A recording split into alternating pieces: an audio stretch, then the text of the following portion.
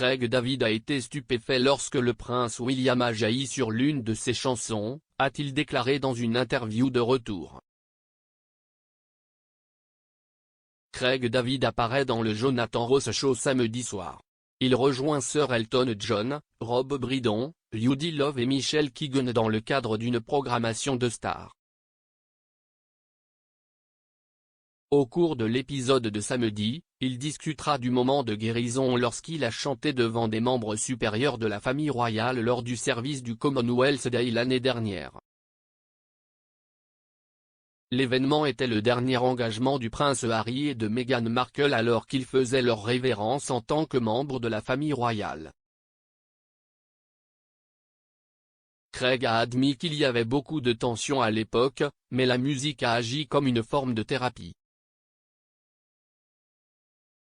La star du R&B, avec plus de 20 singles dans le top 40 britannique à son actif, est devenu célèbre pour la première fois en 1999 lorsqu'il a participé au single Rewind d'Artful Dodger. La chanson a atteint la deuxième place des charts britanniques et a ouvert la voie à la propre carrière solo de Craig. Son premier single, Film In, est sorti l'année suivante et est allé directement au sommet des charts britanniques. Il s'est vendu à près de 600 000 exemplaires au Royaume-Uni. L'un des acheteurs, semble-t-il, était le prince William.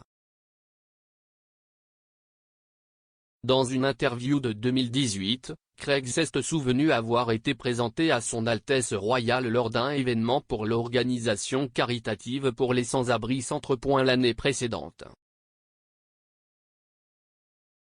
Craig a déclaré, « Si est le gars le plus cool de tous les temps. Je me tenais à côté du futur roi d'Angleterre et il m'a dit, ouais Meg, je me souviens quand tu as laissé tomber Film In à l'époque. La façon dont il me parlait était comme s'il me connaissait depuis toujours. Il est d'accord avec tout ça, tout comme le prince Harry, ce qui est très excitant. » William aurait précédemment avoué apprécier un large éventail de musique, notamment Linkin Park, Coldplay et Eminem. William et Kate ont choisi de faire chanter Ellie Goulding à leur mariage, alors qu'elle interprétait Your Song d'Elton John pour leur première danse aux côtés d'une multitude de reprises dont Superstar de Stevie Wonder et Mr. Brightside de The Killers. Au moment où Craig a donné l'interview, Harry et Meghan n'étaient pas encore mariés. Craig a déclaré, « Ce serait un honneur de jouer au mariage, surtout parce que c'est une histoire incroyable et que vous grandissez avec la famille royale. » Finalement, les Sussex ont opté pour Idris Elba. Selon The Telegraph, les jeunes mariés ont apprécié une liste de lecture de classiques de la soul et une machine à sous-DJ de l'acteur.